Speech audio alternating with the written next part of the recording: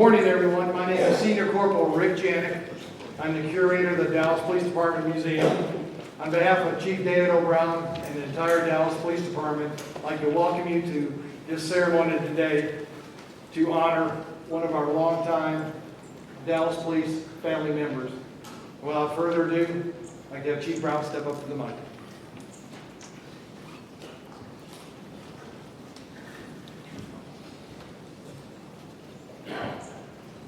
This is an honor for me personally, being a Dallasite, knowing the rich history of Dallas, particularly during this tragic time. I was 3 years old when this tragic incident happened, where the president obviously was mortally wounded and died of his wounds here in Dallas.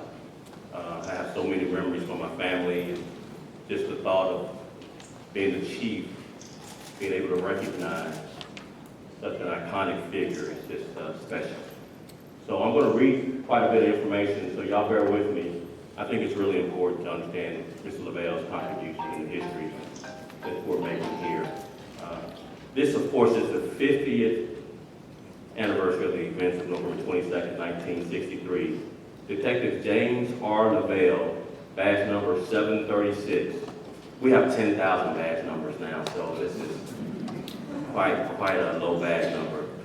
Responded to the crime scene to assist with the investigation and was one of the lead detectives assigned to investigate the assassination of President John F. Kennedy, as well as the murder of Dallas police officer J.D. Tippit, which occurred shortly after the president's death. Lee Harvey Oswald was arrested for the murders, and Mr. LaVelle was the first detective to interrogate him. Detective LaVelle was transporting Lee Harvey Oswald to the county jail when Oswald was killed in the basement parking area at the police headquarters, the old police headquarters on 2014 Main Street. He has distinguished himself meritoriously in the eyes of the American public and in history. We are proud that he served as a Dallas police officer.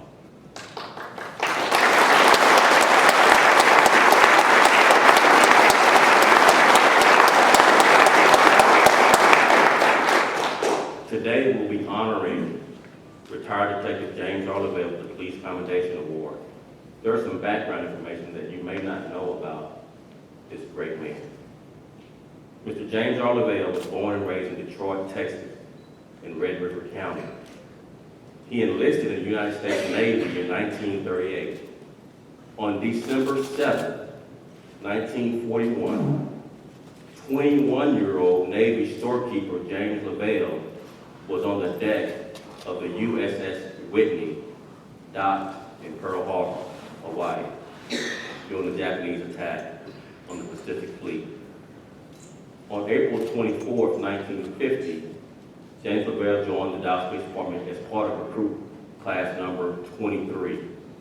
I was part of recruit class 180.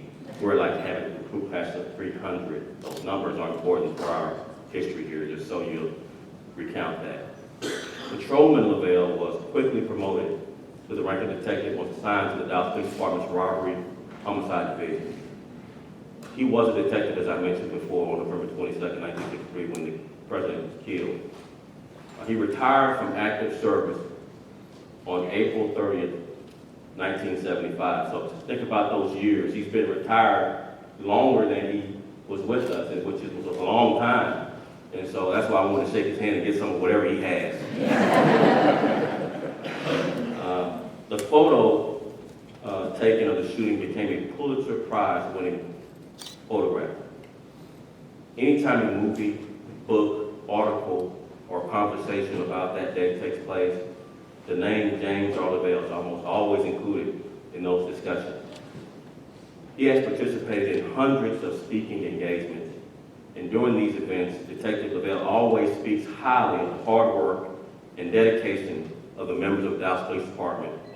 He's an excellent ambassador for the department and for this city. Each year, the Friends of Dallas Police Department Awards Banquet recognizes outstanding achievement by our officers. This year and into the future, the Detective of the Year Award will be named the James LaVelle Detective of the Year Award.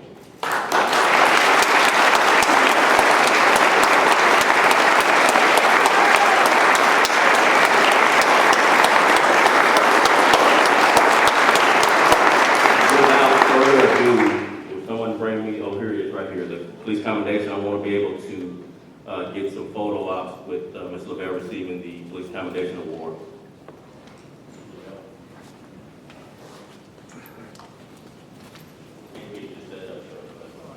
Congratulations. Well deserved.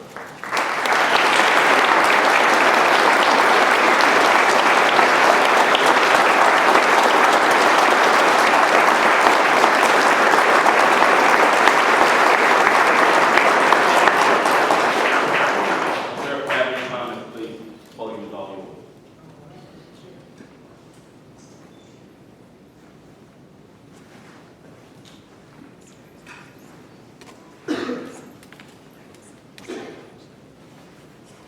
Well, I guess these things are live, but it looks like it, they might be. To say I'm surprised is putting it mildly.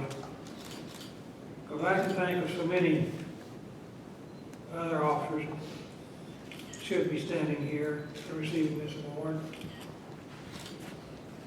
I don't know how I have to be chosen, but I thank Chief Brown and everyone involved in this. My years with the police department, I enjoyed every one of them. And I think back at the time that when I went to work in 1950, occasionally I would hear an officer say, well, I was looking for a job when I found this one. And to me, that officer didn't really belong with the department because he didn't have the interest of the department in his heart. Because I was not looking for a job when I went to work here. I had one. In fact, I took a pretty good monthly cut to go to work here. And when I went to work, I dedicated all my beings to doing police work. And I've enjoyed it. And like I say, when I hear officers make statements like that, it kind of burns me up to think that they don't really care about their job all that much. And another thing, when we started, my wife and I got to thank her for all the years she put up with the different hours I had to work. And speaking of the money wise, we discussed it before I went to work, and you're going to be taking a pay cut. But she said, if you want to do it, go for it, we'll make it. I went for it, and we did. So I'm real proud of my wife and family. I raised a nice family, I think. I had 2 girls and a boy, and I'm proud of each one of them. And I want to thank the girls here today. I'm glad you didn't cause me any more trouble than you did. But we have made it quite a ways. In fact, I kind of hate to tell you how long we've been married, but I think it's going to be 71 years come October.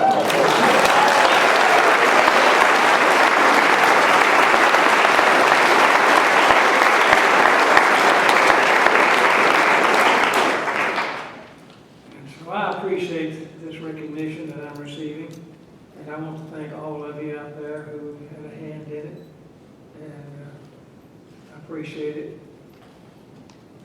And but I can, like I say, I can think of many other officers that should have this award. J.D. Tippett for one, and many others. We get credit. The police department gets credit for solving the Kennedy assassination in quick order.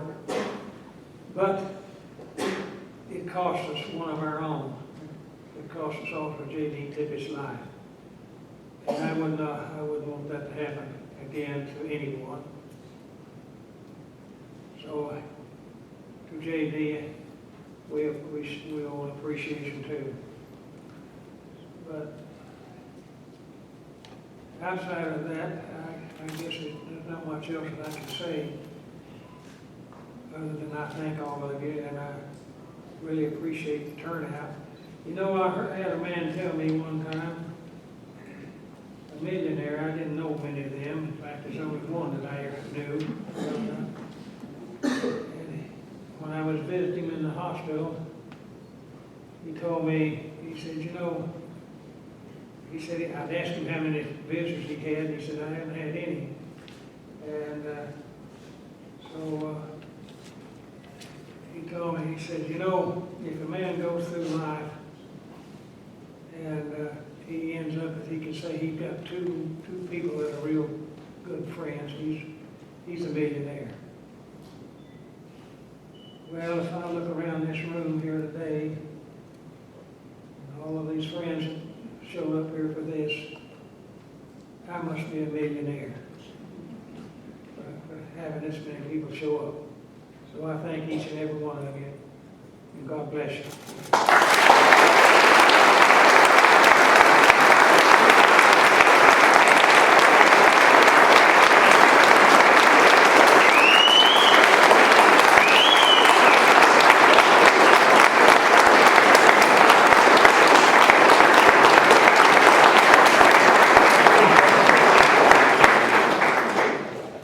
Make sure we recognize all the family members, and I see Ms. Tippett is in the audience as well. We want to make sure we all recognize not only the R.Leavelle family members that are here, but also Ms. Tippett. Thank you so much.